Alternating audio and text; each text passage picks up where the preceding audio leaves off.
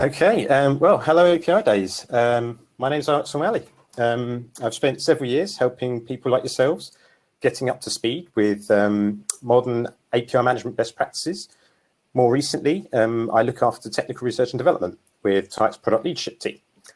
So I'm expecting that the majority of you in this room are not developers or working with GraphQL on a daily basis. You're likely a technology evaluator or a member of the security team, an API product manager, or responsible for the API platform within your organization. Many developers and teams are possibly looking to adopt GraphQL and expose their GraphQL services for other teams to consume. So maybe you're looking to publish your GraphQL API externally. We at Tyke have been thinking about GraphQL also, and we've conducted quite a bit of research in the space. And in this workshop session, we'll be going over some of our learnings, covering some topics in relation to GraphQL security and governance, and then how you would go about managing your GraphQL API, and also how to compose your GraphQL API from services which you might already have. So this should be you should be able to follow along, and hopefully we can make this workshop as interactive as possible. So whilst I go through the intro, please feel free to head over to tyke.io and sign up. Sign up with a free Tyke Cloud account. And feel free to ask questions in the chat as we go along. Because I'm full screened at the moment, I might not see all of your questions straight away. So if Matt can just shout out if anything comes in. I'll keep an eye on it. We've been launching our initial release of our GraphQL engine, and any feedback that you might have would be much appreciated also. So before we get started, just a quick little tidbit about Tyke. Tyke is an open source API gateway management platform. It features an API gateway. Sorry, it's automatically changing slide for me.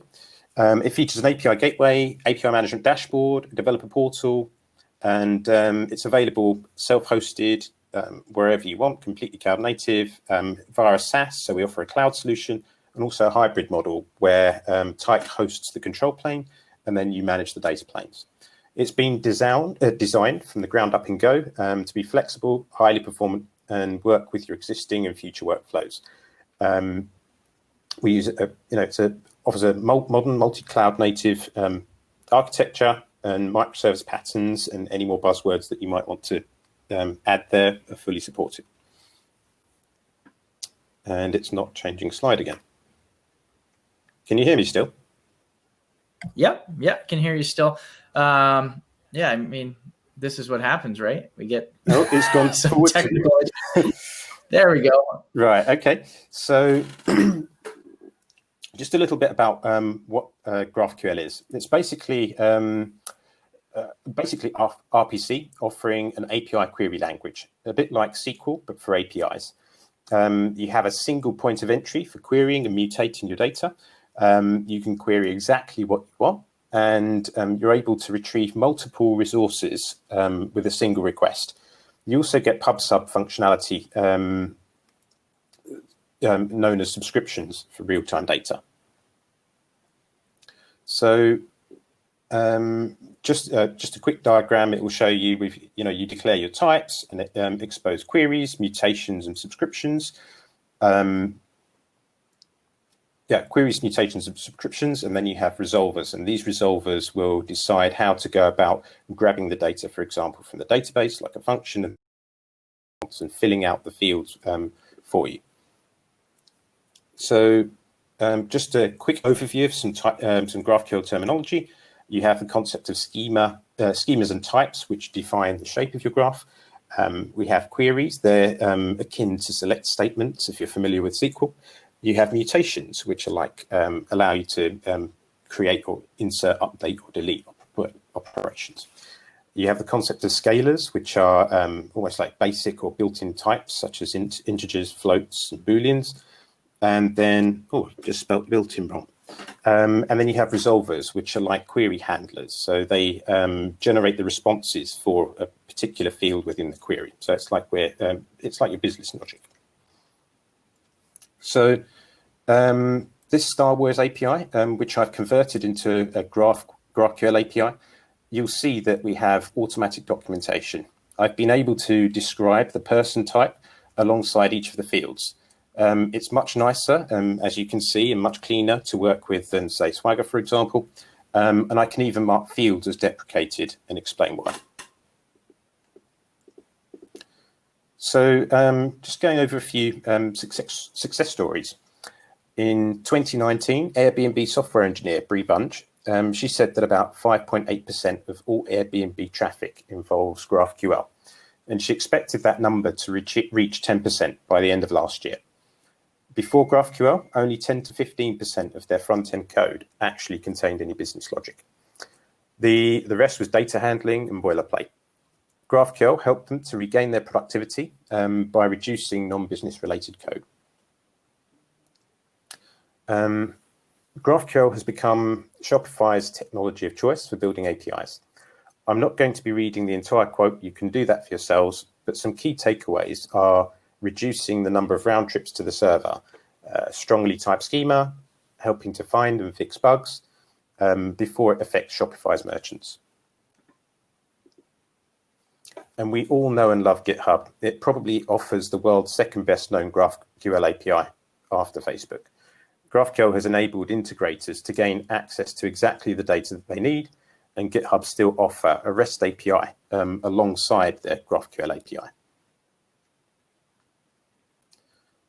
I want some of that too, I hear you say. You're sold on GraphQL. How might you go about hooking up your REST API, for example? You might design and implement your GraphQL schema, connect your data source, write your query and mutation resolvers, then ship to production. Easy, right? I'm pretty sure we're missing something here. So I could have spent the entire talk and more painting a picture through rose-tinted glasses about GraphQL, but that's not what I'm here for today. According to Google Trends, we can see that interest is steadily increasing with a bit of a COVID-19 blip. Now, given the apparent silver bullet, just why isn't it exploding? All the success stories you hear out there, why is interest in the technology not more exponential? Adopting GraphQL, it appears, isn't without its pitfalls. There are considerations for security, performance, separation of concerns, who's responsible for what. Many of the problems which have been long solved with REST are still in their infancy with GraphQL. The key takeaway for me is that each organization that I mentioned before, they accomplished what they did in their own way, using experts and at a real terrific cost. There's too much to think about and address before you go and dive in and publish your GraphQL API. So Tyke's initial goals were to understand where API management fits with GraphQL, how we can go about helping our customers to ensure that they can safely and quickly ship their GraphQL APIs using tried and tested API management best practices, which they know already. So let's take a look at some of the challenges that we aim to address and alongside why they might be particularly difficult for GraphQL API specifically. We've been talking to a lot of our customers, including retail, finance, government from across the globe, both seasoned GraphQL early adopters and those who plan to start using the technology very soon. I'm sure most of you here today are in one of these camps. And this is far from a complete list, but we've got 6 items here, which I think is actually throttling the mass adoption of GraphQL. Who owns the graph? Front-end developers, back-end developers, or the API product manager? How do I ensure governance for the GraphQL API without sacrificing agility? Do I need experts to manage the graph? In terms of authentication, where does this occur? And authorization, should I implement authorization centrally or within my services or both? Protected introspection. It's desirable, or is it desirable to publish my documentation to the outside world? Denial of service protection, how I protect my server from becoming overloaded due to, say, complex queries or bad actors, and how do I ensure that quality of service for the consumers of my graph? And then schema traversal attacks. Is it possible for an attacker to obtain information that they're not supposed to in some other way, I'll go into a little bit. We can go into a little bit of detail about that a little bit later. So your front-end team want to consume a GraphQL API. Front-end teams or full-stack developers, they often own the GraphQL endpoint for their applications. And the GraphQL server is typically a facade to the underlying backend services. So a kind of niche backend for front-end. Where front-end developers are responsible for the graph, they then become responsible for the security and the management of it. So if you think about the mantra, you built it, you own it, this might be absolutely fine for, say, frameworks or indie developers and startups. But what about the context of teams and enterprise use cases and platforms and ecosystems? Given the success and possible wider value of our shiny new GraphQL API, imagine the business wants to publish a subset of it to a partner or for external consumption. Should my front-end developers be responsible for securing the graph and nurturing it and publishing it to the third parties? We've seen several cases where organizations who want to publish a subset of their graph have had to build a new niche GraphQL API specifically for that use case. Now, if you hand that responsibility to the backend teams, then you have consideration for having to get your backend teams to start potentially switch languages. You introduce tighter coupling and deep coordination between the front end, the back end, and also the external consumers. We also have many new roles which have been created of recent years, such as like the API product manager or a DevOps. What about API governance? Where do they all fit in to the GraphQL picture? How can the API platform team get involved in order to create some wider value for the business? I was going to sort of interleave this presentation with kind of demos, but what I might do is kind of go through a demo and talk about, I'm not sure which is the best way to go around. What do you think? Maybe we could head into a demo. I think that'd be great, and then we can come back to this. Yeah. I think that's great. I know that you're super comfortable with doing the demo stuff, and yeah, I think that's a great part to start at. Yeah. Okay. Perfect. So I'm just going to do a couple more slides, and then makes sense. Sure. So just to give you a quick refresher on authentication and authorization and the difference between them. So authentication is about verifying who you are, and authorization is about establishing what you can do. Now, this slide isn't really, the image is specific to GraphQL, but the authentication is not specific to GraphQL. At Tyke, where API gateways and API management is our business, I'm sure you can imagine that we're quite opinionated in terms of where we think authentication belongs. This diagram, which has been borrowed from a Medium article by the Guild, we have this HTTP server that receives the requests and then sends the requests on to the GraphQL server and then onto our business logic via the resolver. So if we can take a moment to think about where authentication belongs in this request flow, if you think about where you put authentication and how that would impact the behavior and the flexibility of your system. If anybody in the room has some thoughts about that at all, and bear in mind that I can't read, so because I haven't got any screen to read from, so you'd have to read them out if anybody has any suggestions. Yeah, sure. Is there anyone that has currently implemented a GraphQL service of some type and have any opinions on where they would put the authentication? Is that what you're looking for, Ahmet? Yeah, looking perfect, to get some please. opinions. Okay, let's see if anyone has any, or you can even join us live if you'd like.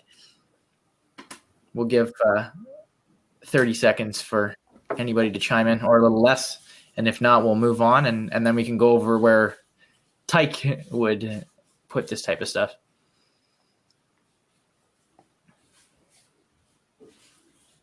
Cool, we can keep on going on, and then what we'll do is we'll show how Tyke handles it, and then we can flip back around if we might have some opinions. Yeah, sure. And we we can go over why we decided that that was the best spot to put it. Okay, perfect.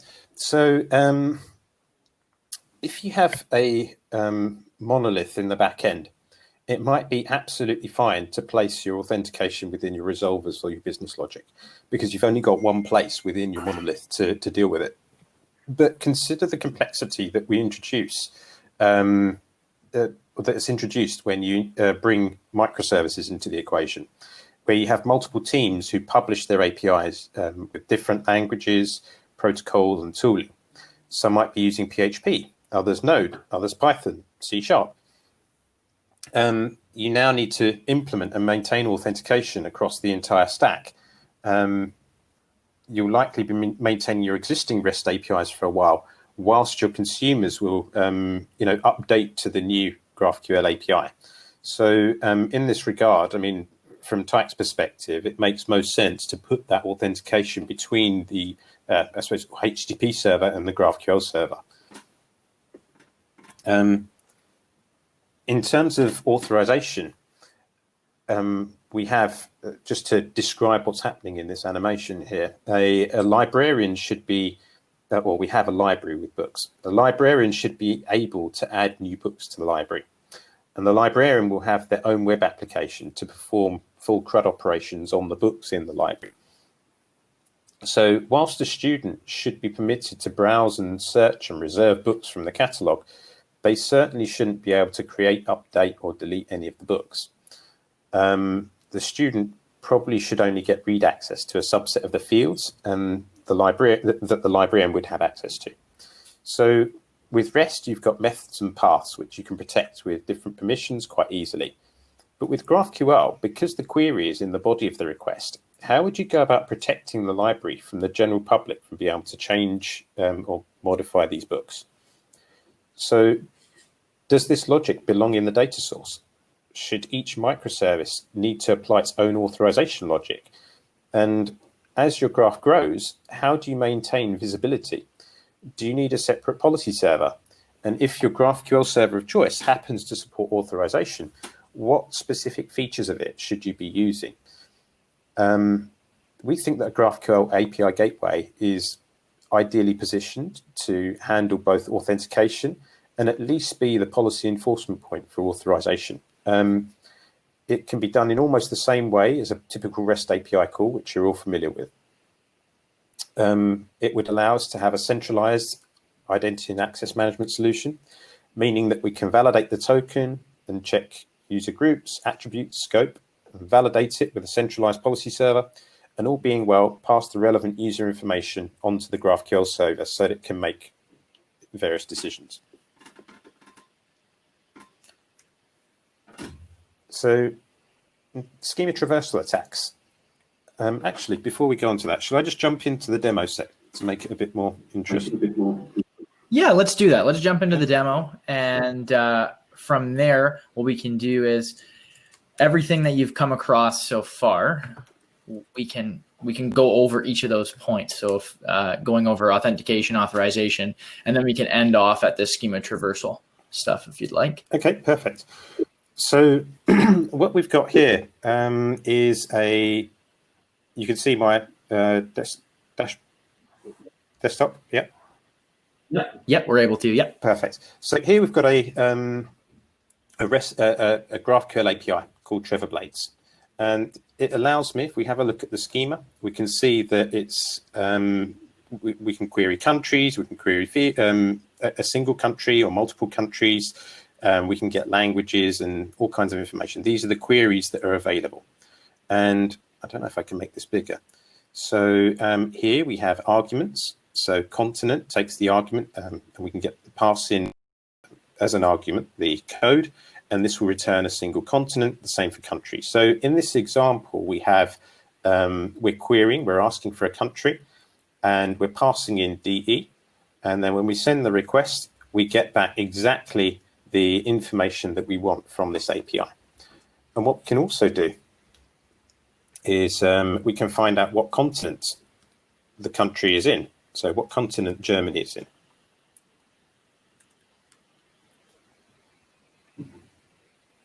So we can see that it's in Europe, and we can also find out which countries.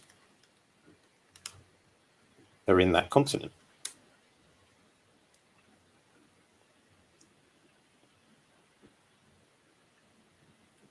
I can't shrink my, doesn't matter. So let's configure Tyke to proxy to this GraphQL API. So we can head over to APIs, add new API, and I'm going to call it Traversal. So Ahmet, I think it's good to mention that. So what we're really trying to do here is show you that if you have an existing GraphQL service or endpoint and you want to plug it in with Tyke, that's exactly what we're doing here with this Traversal service, right? It's already existing, and we're just going to add Tyke on top of it. Perfect. Thanks very much, Matt. And using this new feature that we're introducing, we're going to enable GraphQL proxying, and we're proxying to an existing GraphQL service with the target URL countries.traversal.com. So if anybody wants to follow along, feel free to do so. Hopefully you've all set up your account and you should be able to do this through the Tyke cloud. I'm also going to make this a little bit smaller. And then I believe that it will also be recorded. So if you wanted to follow along with it later, you can do that as well. We can hit configure API. And for simplicity, what we'll do initially is we'll disable authentication. So we're going to change this to be a keyless API. And then hit the save button. And we can go back into there and scroll down. Oh, actually, we don't have to scroll down.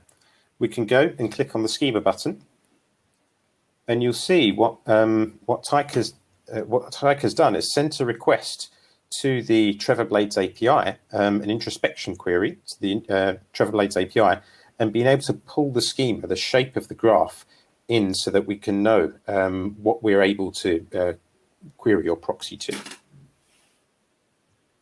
And then we also have access to the playground, the GraphQL playground. So we can send a query. We can send exactly the same query via GraphQL. And you can see that Tyke is receiving the request and receiving the request and is passing that on to the Traversal API. Now, we were talking about authentication and authorization.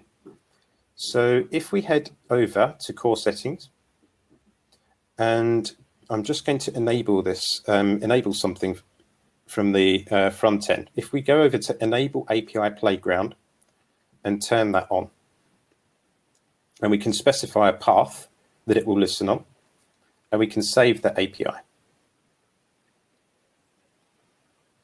And then what we can do is we can copy the URL here and open it up in a new tab.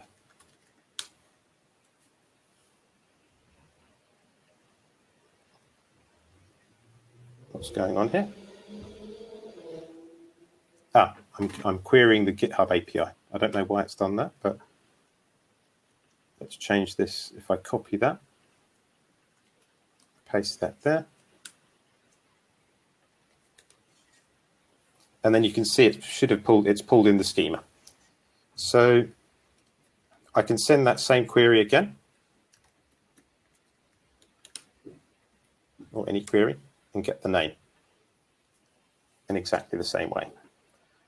Now, if we want to enable authentication to protect this GraphQL API, we can head over to Tyke dashboard and we can enable authentication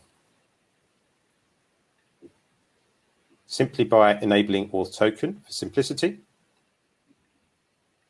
updating that API, and we can head back here and when we're trying to send the request, we'll see that access has been disallowed.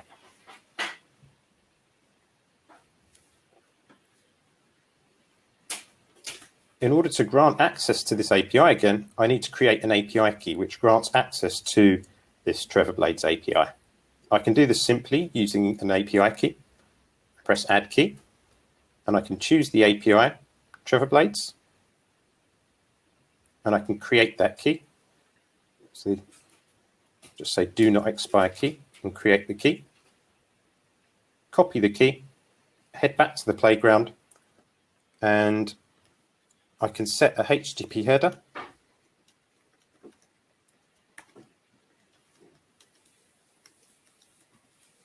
And paste the API key there, and it should allow me to go through again. Notice it says server cannot be reached here, so we're not able to query the schema for this API anymore. If I refresh the page, or maybe it's cached it or something like that.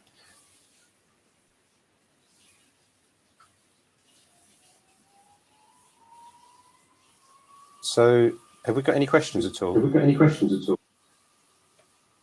No questions yet. No questions yet.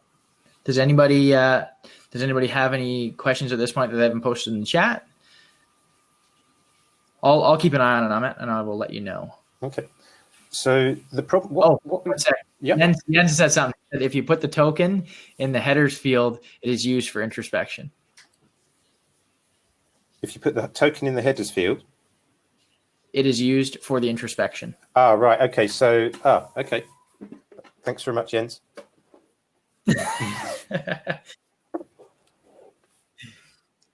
So if I head back to the dashboard now, and actually, let's go back. Let's come back here.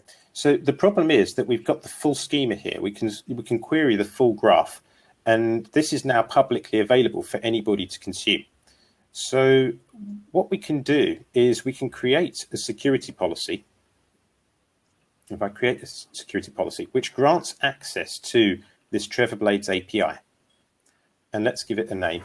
I'll call it the internal Trevor Blades. Well, I'll call it public Trevor Blades.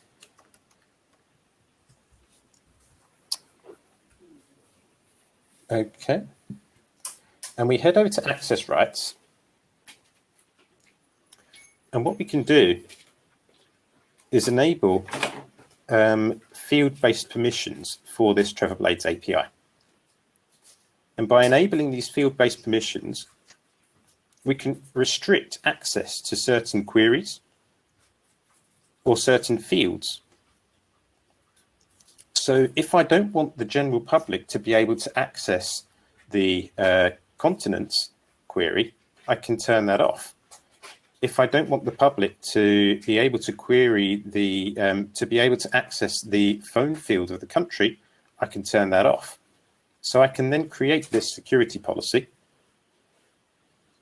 And at the moment, this key has access to everything. So countries, phone. See, we can get the phone now.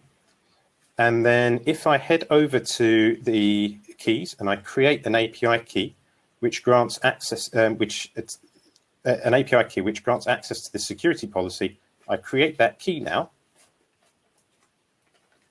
And I send that request with the new bearer token. And we can see that the field phone is restricted on type country. And if I remove the phone field, I'm able to send that request again. Does anybody have any questions so far? Yes, there is one here from Rakesh, and he says, I think we're going to cover it after, but I'll mention it right now. So what are a few effective ways to integrate RESTful services to GraphQL to leverage the power of a GraphQL server? Right, okay. Yeah, we'll definitely get to that in a few slides. So no problem at all. So hold on tight. Hold on tight. How long have I got left, by the way? You currently have about, I think, 17 minutes left. All right, I'll speed up a little bit.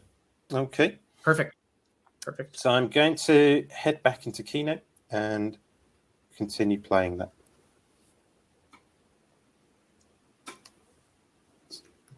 So schema traversal attacks.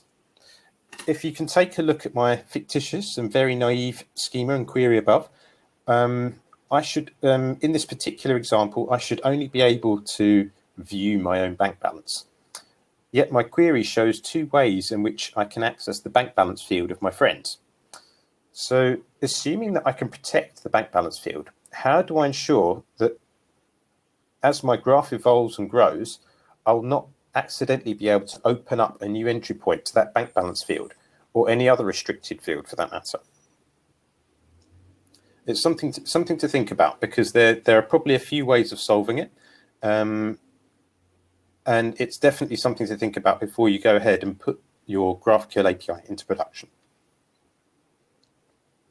And unfortunately, as can be seen from the above screen recording, causing havoc on a GraphQL API GraphQL server, it isn't too difficult without proper means of rate limiting or limiting the complexity of the query. There are several strategies to address this, and a handful of examples might include evaluating the complexity of a query by the number of raw bytes in the request, quotas based on the a query complexity. So maybe you can send 1,000 points worth of requests per hour, for example. A third way, and the way that Tyke has introduced for our initial release, is the ability to limit based on the query depth. An internal user might be able to send more complex queries than a third-party partner or a public developer who's consuming the graph. And third-party developers on a pro or paid subscription, they might be allowed to send more complex queries than a free or trial account. So I just wanted to show you this quickly. If I can exit out of that, head back into here. So in this example, I can query continents, or contin, if I can spell. Get the name, get the countries, get the name, and I can send this request, and you can see it's taking quite some time. But what I can do here, let's go for continent again. Name, a little bit, make it a bit more complex. Countries, name.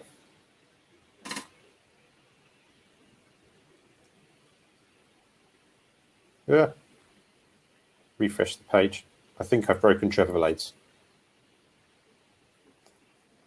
And a way that we can protect against this quite easily, when we have a look at the security policy, we can open here the security policy. We apply global limits and quota. We can scroll down and we can limit the query depth to say 3 and update that security policy. So now when we go back in here and we send the request, it looks like it's killed my browser as well.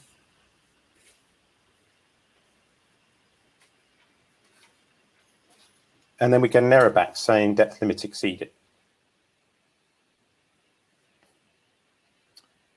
Let's head in back over to Keynote and then play the slideshow.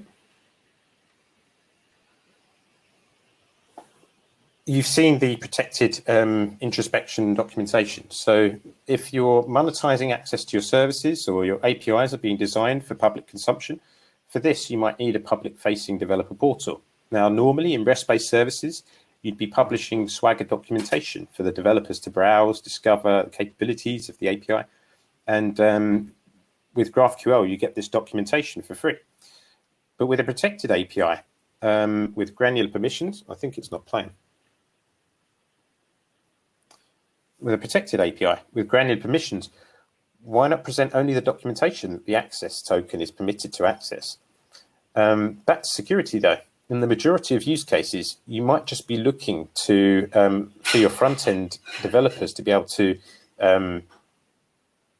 consume their own service. Maybe it's not designed to be shared. And in this scenario, maybe you don't want the outside world to be able to query the schema for your graph from both a security perspective and also to help protect your IP. So I hope that I've given you lots to think about. Going back over the list above, how many of these have anything to do with your business? How many of them have anything to do with solving business problems? And how many of these problems might be better abstracted away and centrally managed by a GraphQL-aware API manager? As we continued engaging with the community, clients and prospects, we realized quite quickly that in addition to the ability to secure a GraphQL API, our customers wanted something more. The reality is that probably 99% of the APIs we consume are brownfield services. I guess this is the bit that you're all waiting for. Building an ecosystem with integrated components, they're fundamental requirements in the digital transformation of enterprises. Probably 15 to 20% of your web services still use SOAP today, and not everything is legacy either. REST is still king. Microservices still or increasingly communicate over gRPC. What about Kafka topics and Rabbit exchanges? So whilst GraphQL, they might provide the customer with a blissful utopia, next level experience, I don't believe there is a currently truly scalable solution to the integration problem. Unless I'm happy with that niche front-end, backend for front-end, and I'm happy to rewrite my services or build facades and possibly be forced to introduce Node.js to my stack. I don't think it's practical. I think it's expensive to replace all of your existing systems by building them from scratch solely for the purpose of coding middleware layers to be able to create that backend for front-end. We do see a lot of guidance on the web about how to rewrite your services to GraphQL, but not much in the way about how to go about composing your own GraphQL API from what you already have. So one thing to mention quickly. So, I think Jens is actually elaborating on it right now. So continue. Okay, cool. Sorry about that. So after all, connecting your data to your users is what this is all about. The concept of the universal data graph was born at Tyke. Why can't we make it easy for our customers to have their own GraphQL API, be able to use it internally, publish for others to consume, and be able to publish their entire estate, whether that be REST, SOAP, gRPC, Kafka, or a serverless function, without any of the pain or necessity to have experts managing and maintaining the graph, and at a fraction of the cost. So with that in mind, I'd just like to take you through the final moments of this workshop with a quick snapshot of Tyke's new GraphQL engine. Just imagine to yourselves what an API manager, API product manager, a platform team, or a developer getting started with GraphQL can achieve in just a few minutes with zero code. So, are you going to use the Star Wars? Are you going to use the Star Wars one? I'll use. I could use the Star Wars one. I guess. Whatever one you're going to use. I was just wondering because I've seen you do it multiple times with the Star Wars. You want the Star Wars one? Right. Okay. I don't know the URL of the Star Wars API anymore. Do you know? Is it swappy.dev? I can't remember. I think it might be. Okay, so this Star Wars API, we have swappy.dev/API/ right. Okay, makes sense. So let's head over here and head into APIs and add a new API, and I'll call it Swappy. And this is a GraphQL API. And I'm going to be composing a new GraphQL service. And I'm going to configure that API. And for simplicity, I'm going to turn off authentication because I don't want to protect it for this demo. So in my Swappy API, I can head into the schema. I'm going to delete these fields. And I'm going to design this API. So let me just copy a few of these fields now.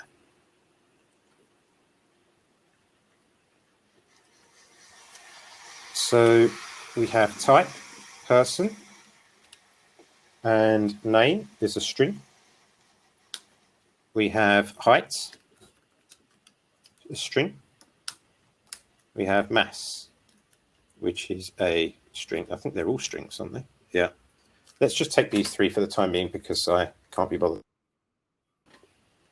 Yeah, and we've got about 6 minutes left right now, which is more than enough time. So we want to now create a query.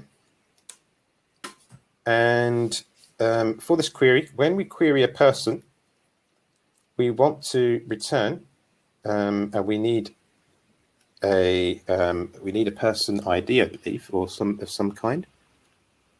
Person, yeah, we need an ID. The person needs an ID. ID, and this should return a person. I think this is query. And then we head over to data sources, and you can see that using, you can see that we've got a nice visual designer so that you can do this with a point and click as well. And you'll see that we have a query with an exclamation mark next to it. So here we have a data source, but it's saying that we need a data source. So instead of coding resolvers, we have this concept called data sources, and we automatically generate the resolvers for you. So you can click on this pencil icon here, and we're going to attach a data source to this person query. And we can define a data source, and the data source type is REST. So we want to send a REST request for this particular field. And in here, let's have a look at the URL. I'm going to copy that and head back here. The URL is this API/people/ and then using the Go text template language, we want dot, and Jens might have to correct me here. I think it's arguments. .id. And what this will do is use the query arguments to be able to inject that into the URL. And we want to send a GET request and update that field. And then we can now update this API. And when we head over to the playground now and write a query, we can look for a person where their ID is 1, and we can ask for their name, their height, and their mass, and send that request. And hey, we've got Luke Skywalker's details. And then I think number 2 might be C3PO.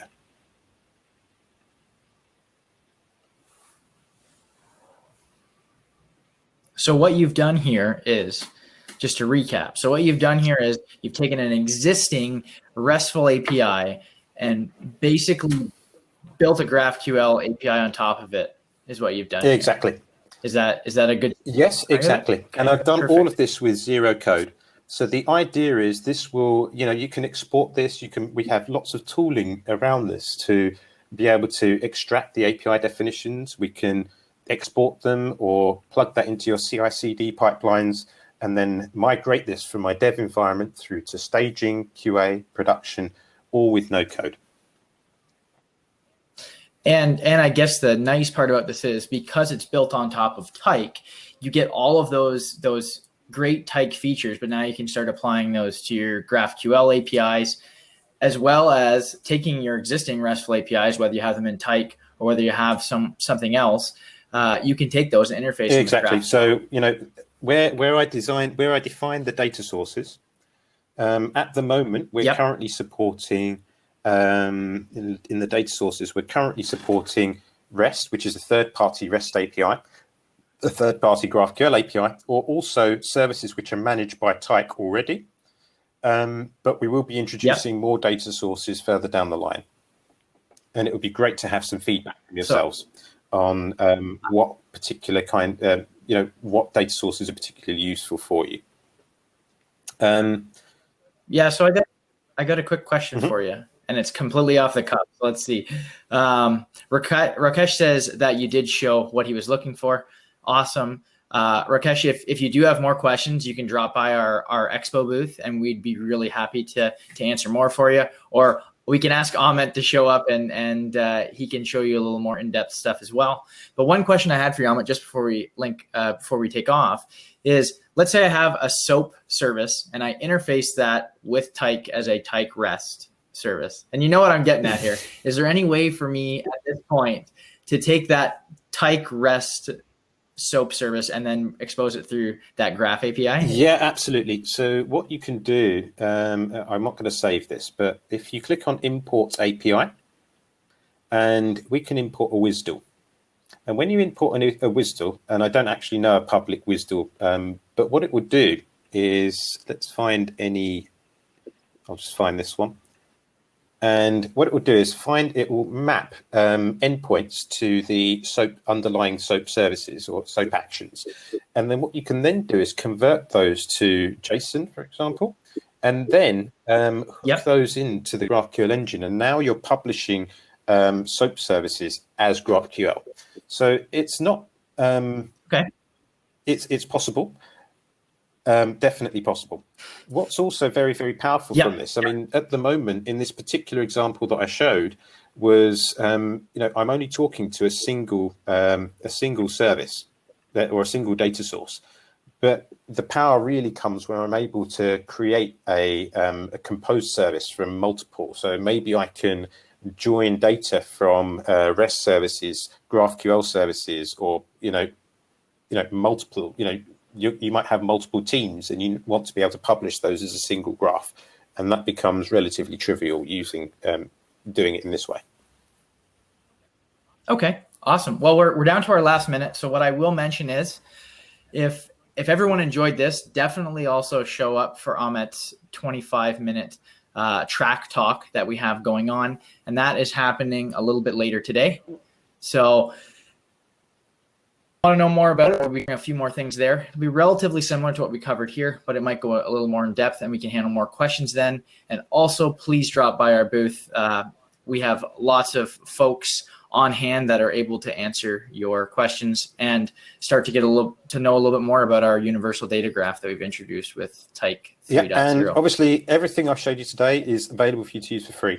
All you need to do is sign up for the Tyke Cloud account if you haven't done so already. And also UX want to speak to you, so please drop us an email, ux@tyke.io, and you can help us shape the future of the universal data graph. So thanks very much for taking the time to listen to me this morning. Thank you. Awesome. Thanks, everybody.